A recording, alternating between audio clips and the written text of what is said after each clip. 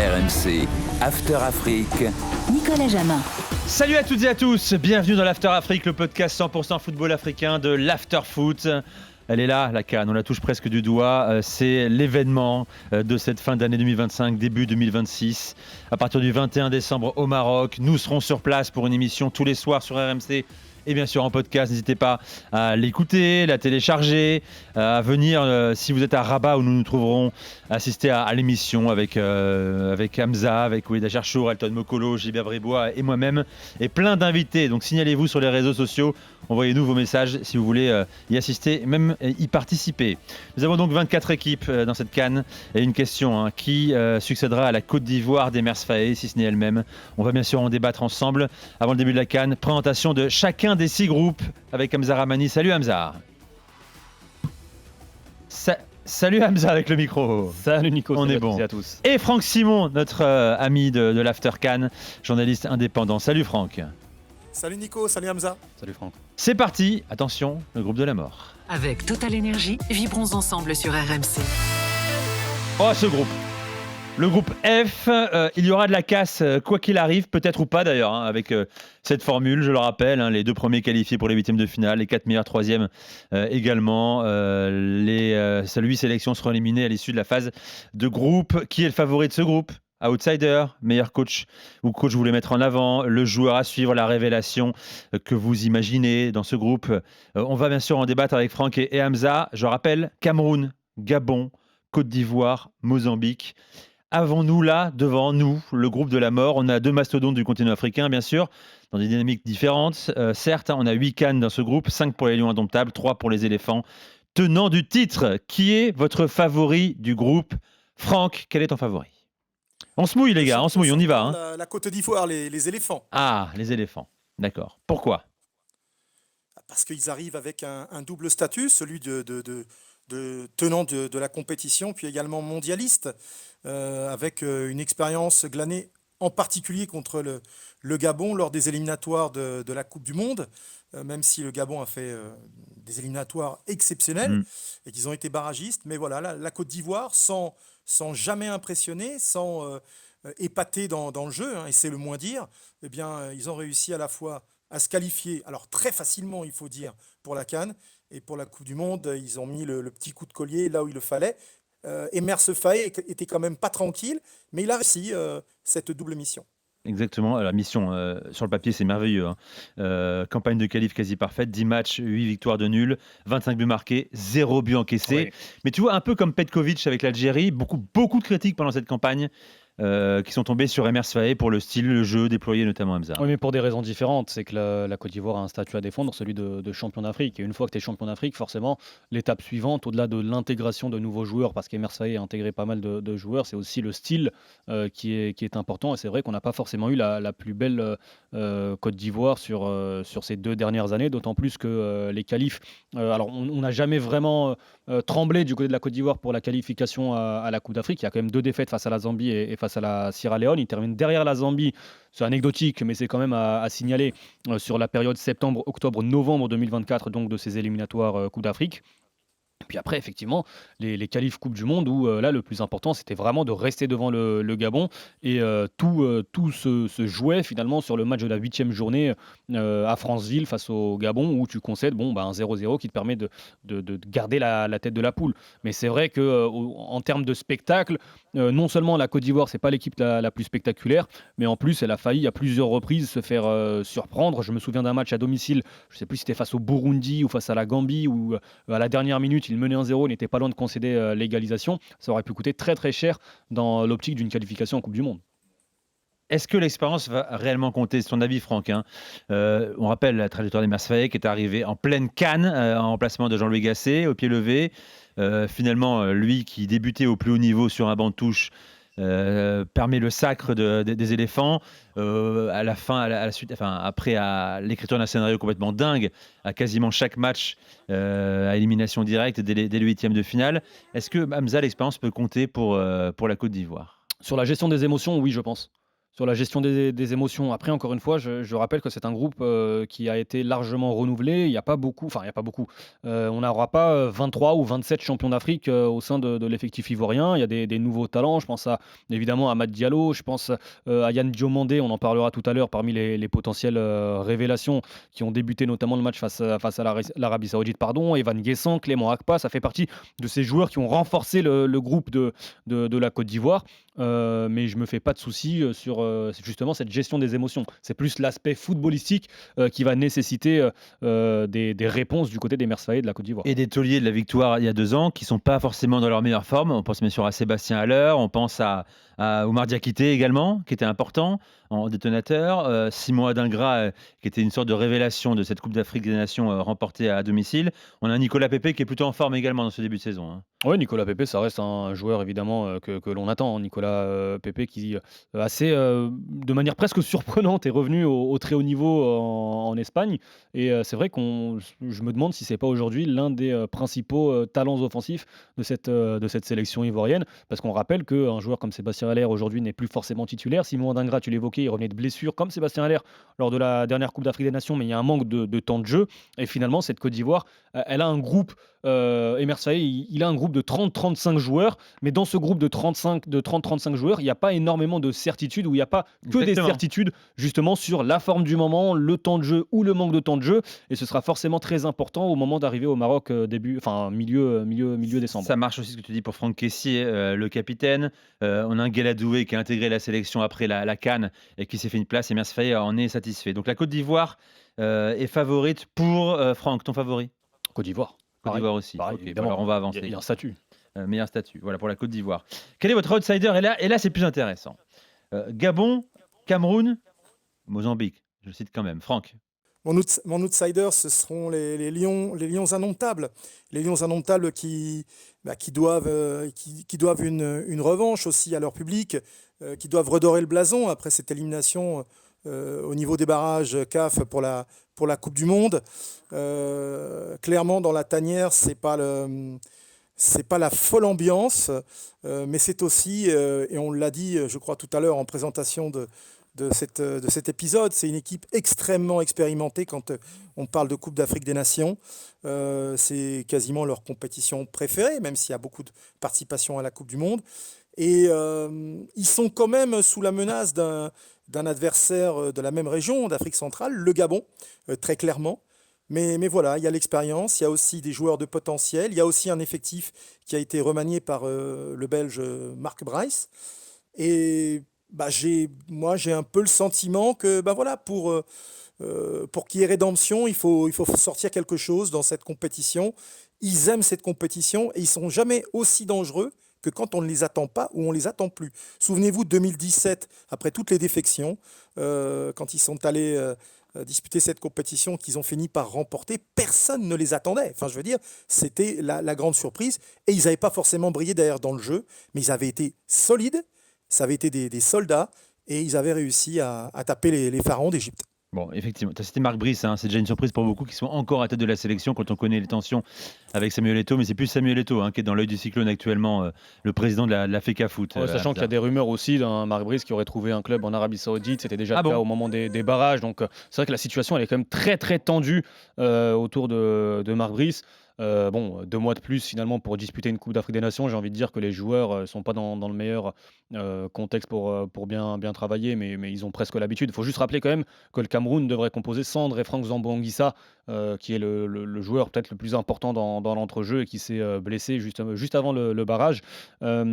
Pour l'outsider, oui, il y a le Cameroun évidemment, de par son statut, de par son expérience. Bemo et Taï Young sur les côtés quand même. On a deux joueurs référencés en Europe aujourd'hui. Et de par son historique aussi entre les victoires en Coupe d'Afrique des Nations au moment où on s'attend pas forcément à voir le Cameroun, le barrage face à l'Algérie au moment où on s'attend pas à voir le Cameroun. Maintenant, j'ai été séduit et je suis obligé d'en parler de la sélection gabonaise qui est aussi un outsider très très sérieux. De toute façon, dans ce groupe, il y a un favori et trois outsiders, donc ça va aller très très vite. Mais pour la sélection gabonaise, oui, j'ai été bluffé par la campagne de qualification pour cette Coupe du Monde où avec 25 points sur 30 possibles, tu ne te qualifies pas pour la Coupe du Monde. C'est de l'ordre de l'exceptionnel. Ouais, et tu sors en demi-finale de barrage face au Nigeria. face au Après Nigeria. prolongation. Prolongation, partout à l'issue du temps réglementaire et 4-1, c'est ça, hein. Avec un triplé de Victor Osimhen pour les Super Eagles. Le Cameroun, bon, puis c'est des joueurs, j'ai cité tout à l'heure Mbeumo, Eta Young, Franck Magri. On a aussi Carlos Baleba, Castelletto dans ce groupe, André Onana, le capitaine de Marc Brice. Le Gabon, tu veux en dire un mot, Franck, également ou pas? Est-ce que le Gabon a une vraie Non, carte à je crois jouer je dans crois cette CAN qu'Hamza au-delà de ce groupe? Hamza a bien brossé le portrait de cette équipe qui peut effectivement accrocher en vérité toutes celles qui composent ce groupe F. J'en reparlerai peut-être un petit peu plus tard du Gabon. D'accord, ok, on va en parler. Il a prévu son avis sur peut-être le sélectionneur du Gabon, joueur à suivre ou révélation dans un instant. Mozambique, on en dit un mot quand même. Oui. Qu'est-ce que le Mozambique peut espérer de cette CAN? Une qualification pour les huitièmes de finale. Le Mozambique, c'est aussi une équipe qui est capable d'aller accrocher, que ce soit le Cameroun, que ce soit le Gabon, peut-être même la Côte d'Ivoire sur un match. La sélection du Mozambique, qui reste déjà sur la meilleure performance de son histoire en Coupe d'Afrique en Côte d'Ivoire. Alors oui, il y a eu élimination au premier tour, mais c'est quand même deux matchs nuls, et notamment le dernier face au Ghana, avec ses 2 buts dans le temps additionnel, qui permettent finalement à la Côte d'Ivoire de se qualifier par la petite porte en huitième de finale de cette Coupe d'Afrique des Nations. Et puis, il y a aussi cette préparation et surtout ces progrès. Aujourd'hui, le Mozambique, oui, ils sont environ centièmes au classement FIFA, mais il y a encore de cela deux bonnes années. Ils étaient autour de la 115e place. C'est une équipe qui progresse, qui reste sur une défaite en préparation au mois de novembre 1-0 au Maroc, et qui, jusqu'au mois de septembre, n'était pas loin d'aller chercher une place pour une qualification en Coupe du Monde. Peut-être pas directement parce qu'ils avaient perdu 5-1 en Algérie, mais ils étaient pas loin d'aller chercher une place en barrage, et c'est cette défaite en Ouganda 4-0 qui a mis un terme au rêve du Mozambique. Bon, est-ce qu'on sait si Elias Pelembe sera là, lui qui a fait son temps en sélection à 41 ans? Eh ben, il est toujours convoqué, il a débuté Incroyable. le match face au Maroc. Titulaire face au Maroc lors du match amical. Moi, c'est un joueur, je voulais en parler dans Révélation Possible pour voilà, le petit sourire. Il a 42 ans, il a plus de 100 sélections. Ça, il a Alors, 42 ans maintenant. ouais, il a 42 ans et on le surnomme, on l'appelle plutôt Dominguez, mais c'est un joueur, oui, c'est un joueur à profil offensif qui a aussi beaucoup d'activité. Je l'avais découvert lors de ce match face à l'Algérie à Maputo il y a de cela 2 ans, mais oui, il est encore présent en sélection. De votre souvenir, ce serait le joueur le plus âgé de l'histoire d'une CAN ou pas? 42 ans. Je suis Franck, pas certain. toi qui as couvert à peu près toutes les CAN. Il y a également le gardien égyptien Essa Meladri en 2017 qui avait plus de 40 ans, qui devait avoir 41-42, qui a joué la Coupe du Monde en Russie quelques mois plus tard. Donc il y a eu Mais c'est un souvent gardien, des mais joueurs c'est un comme ça. gardien, c'est différent encore. Mais c'est un gardien. Tout à fait. Alors, quel est le coach que vous voulez mettre en avant? Franck, je rappelle, Marc Brice pour le Cameroun, Thierry Mouyouma pour le Gabon, Emers Faé pour la Côte d'Ivoire, Chiquinho Condé pour le Mozambique. Franck. Alors, Chiquinho Condé, d'abord, avant d'être le sélectionneur, ça a d'abord été un très grand joueur, Oui. l'un des plus grands joueurs de l'histoire du pays. Et c'est vrai que depuis qu'il est devenu entraîneur, d'abord en club, dans les clubs locaux, puis ensuite avec les équipes nationales, il avait notamment permis au Mozambique de jouer le CHAN en Algérie en 2023. On avait vu qu'il avait une équipe très joueuse avec des joueurs locaux. Et il a continué sur sa lancée. C'est un joueur qui aime, un ancien attaquant qui aime faire bien jouer ses équipes. C'est la qualité et c'est ce qu'on aime avec lui. C'est pour ça que Hamza n'a pas tout à fait tort en disant que le mieux qu'il puisse obtenir, ça serait effectivement d'aller chercher un huitième. Donc Chiquinho, c'est aussi un faiseur de beaux jeux. Et rien que pour ça, c'est aussi un technicien du cru. Il faut lui rendre hommage tout simplement. Hamza. Oui, il a raison, Franck, sur Chiquinho Condé. En plus, c'est un entraîneur qui le disait. Voilà, c'est vraiment le jeu, le jeu, le jeu. Il travaille sur plusieurs systèmes. On l'a vu à 3, on l'a vu à 4 derrière dans un 4-4-2 losange. Et comme il est là depuis plus de 4 ans maintenant, il connaît aussi très bien ce groupe du Mozambique. Et encore une fois, comme d'autres sélectionneurs, lui, il veut vraiment s'appuyer sur la notion de collectif, le sacrifice, le goût de l'effort pour emmener cette sélection et faire progresser cette sélection. Maintenant, moi, à titre personnel, mon coach, ce sera Thierry Mouyouma, le sélectionneur du Gabon, mais c'est un peu la même veine finalement que ce que l'on a vu avec Chiquinho Condé, mais Thierry Mouyouma, le retour du Gabon à mes yeux, mais totalement surprenant de retrouver la sélection gabonaise avec tous les tumultes que peut connaître la fédération depuis de longues années même. Maintenant, la sélection, elle aussi, nous a offert des moments pas forcément très à mettre en avant ou à valoriser lors des différentes Coupes d'Afrique des Nations. Et Mouyouma lui-même disait avant, nous étions le Hollywood du football africain. Donc c'est vrai que lui, il est arrivé avec cette rigueur, cette discipline qu'il a instaurée. Il a tardé avant de réintégrer Pierre-Emerick Aubameyang au sein de cette sélection. Et aujourd'hui, c'est plus l'équipe de Pierre-Emerick Aubameyang, c'est pas l'équipe de Mario Lemina, c'est l'équipe nationale du Gabon avec 11 joueurs lorsqu'ils sont titulaires qui sont à la disposition du coach et qui portent le maillot de la sélection. Et encore une fois, ce qu'il a réalisé durant ce parcours, parce qu'un parcours d'éliminatoire de 10 matchs pour la Coupe du Monde étalé sur 2 ans. Et il y a un moment où tu dis, bon, tu vas lâcher des points assez bêtement. Et d'ailleurs, ils ont failli en perdre des points face à la Gambie lors de la 9e journée, le match c'était au Kenya, à Nairobi. Victoire 4-3 avec un quadruplé de Pierre-Emerick Aubameyang. Mais à chaque fois, ils ont réussi à aller chercher cette victoire. Et finalement, les 2 seules non-victoires, c'était face à la Côte d'Ivoire avec une défaite 1-0, mais ils ne sont pas passés loin de l'égalisation à plusieurs reprises. Et le match nul 0-0 à domicile. Donc Thierry Mouyouma, ce sera le coach pour moi à suivre dans ce groupe F. Le groupe F, le Gabon qui commencera, ce sera très important dès la première journée face au Cameroun, 24 décembre, Gabon-Mozambique le 28 décembre, et terminera par un Gabon-Côte d'Ivoire. Voilà. Alors, quel est votre joueur à suivre, Hamza, ton joueur à suivre dans ce groupe F? Oh, j'en ai beaucoup. Du côté du Gabon, évidemment, Pierre-Emerick Aubameyang et Bouanga. Maintenant, je vais me focaliser, parce que j'en ai pas beaucoup parlé, du Cameroun avec Bryan Mbeumo, le transfert le plus cher de l'histoire du football africain, qui joue à Manchester United, qui réussit, c'est un exploit, à performer à Manchester United, même si ça va un petit peu mieux depuis quelques semaines maintenant. Mais on en attend aussi en sélection et il doit prendre cette responsabilité qui, sur les qualifications Coupe du Monde, c'est 4 buts en 10 matchs. Là aussi, dans un contexte pas évident et c'est difficile d'en vouloir ou de jeter la pierre à ses joueurs. Mais Bryan Mbeumo, sur ses barrages et notamment, en tout cas sur ce match face à la République démocratique du Congo, on ne l'a pas énormément vu. Donc je dirais quand même Bryan Mbeumo qui a la possibilité avec cette Coupe d'Afrique des Nations de vraiment prendre le pouvoir de taulier, de patron de cette sélection, encore plus, comme je le disais tout à l'heure, avec l'absence de Zambo Anguissa.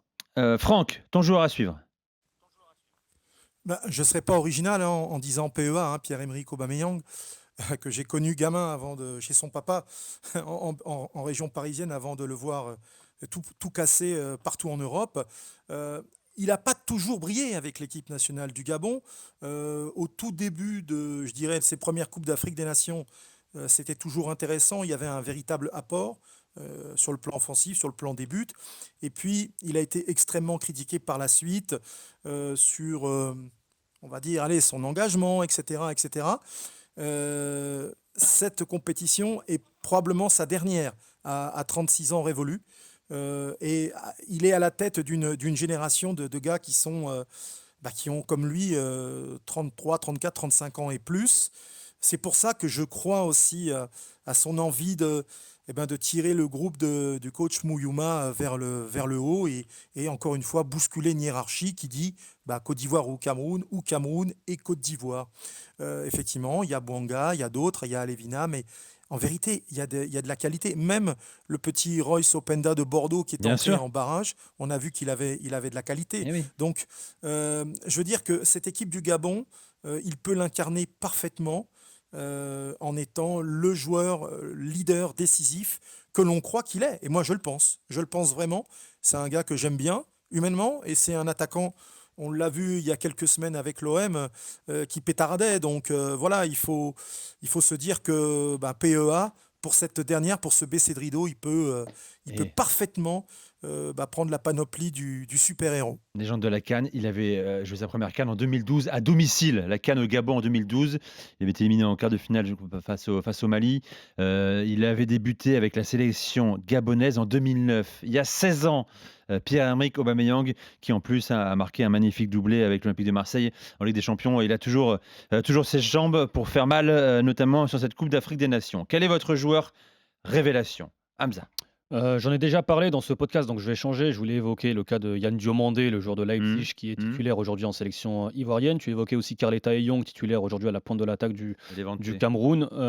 Moi, je vais évoquer un joueur de la sélection du Mozambique. Ce n'est pas Dominguez, c'est Katamo, Génie Katamo, le joueur du Sporting Portugal, qui prend aujourd'hui, depuis quelques années, qui s'installe difficilement au Sporting, en tout cas en tant que titulaire. Il a mis le temps avant d'arriver Un premier remplaçant, en tant que titulaire. C'est souvent le 12e joueur au Sporting si on fait le bilan sur une saison. Par contre, avec la sélection du Mozambique, c'est un joueur qui est devenu un cadre installé, un taulier qui performe, qui marque. Sur cette année 2025, c'est 3 buts en 8 matchs. Sur l'année 2024, c'est 4 buts en 10 matchs. Je ne comptabilise même pas ses passes décisives. Il n'a que 24 ans. C'est un joueur de par son profil, qui est voué, si ça marche bien pour le Mozambique, qui est forcément voué à exploser, parce que ça va être un dynamiteur, un détonateur sur le côté. Donc je me dis que Katamo, ça peut être la révélation de ce groupe F si la sélection du Mozambique réalise de bonnes performances. On l'a pas cité également, le Mozambique pourrait s'appeler sur Renildo, l'ancien Lillois, qui joue à Sunderland. C'est lui qui a qualifié la Côte d'Ivoire avec son but face au Ghana il y a 2 ans. Avec une charnière un peu déséquilibrée, avec un ancien Bordelais dont je me souviens très bien, René Mecher, Edson Mecher. Voilà. Il joue encore en Turquie. Oui, qui n'est pas dans la forme de sa carrière. Je ne sais pas s'il était en grande forme à un moment, Mecher. Ton joueur révélation, mon cher Franck? Moi, vous le savez, j'ai un peu un tropisme ivoirien. Mon épouse et mes enfants étant ivoiriens, mon cœur étant orange, blanc et vert. Forcément, comme Hamza l'a cité, mais c'est le nom que j'avais coché sur mon calepin, évidemment, Yann Diomandé, parce que c'est un gamin, parce qu'il y a 1 an en arrière, il débutait dans le professionnalisme en Espagne, qu'ensuite il a atterri cet été à Leipzig, où il a commencé aussi à empiler quelques buts, lui qui est plutôt un joueur de couloir. Donc pour cette jeunesse, il n'a pas 20 ans, il est encore jeune, frais, il est vert dans le football pro. Et il a déjà été adopté par les éléphants, par l'encadrement technique. C'est un rebond pour lui parce qu'il est déjà passé par les équipes de jeunes. Et c'est un garçon qui a grandi aux États-Unis, en fait. Tout à fait. C'est presque un Américain. Il est parti seul à l'adolescence là-bas. Voilà, donc il s'est essayé au soccer là-bas avant d'arriver en Europe. Et je le dis encore, il n'a que 19 ans. Donc c'est vraiment je dirais une révélation. Les supporters ivoiriens attendent quand même beaucoup de ce gamin parce qu'il y a tellement de jeunesse, tellement de richesse dans le football ivoirien, pas seulement sur le sol national, mais dans la diaspora qui s'étend sur tous les continents. Donc je trouve qu'il a une bonne tête de révélation. Tu as raison, ce sera peut-être tout groupe confondu de révélation dans cette CAN. 19 ans, on le rappelle. Leipzig, son club espère en tirer assez vite 100 millions d'euros quand même. Ce serait peut-être le nouveau plus gros transfert de l'histoire du continent africain pour Yann Diomandé. Bon, donc voilà pour ce groupe F. Ça débutera, groupe F, pardon, exactement, par un Côte d'Ivoire-Mozambique et puis un Cameroun-Gabon. Les matchs ont lieu dès le 24 décembre, le premier à Marrakech, le deuxième à Agadir. Lequel vous imaginez aller plus loin dans ce groupe, dans la CAN?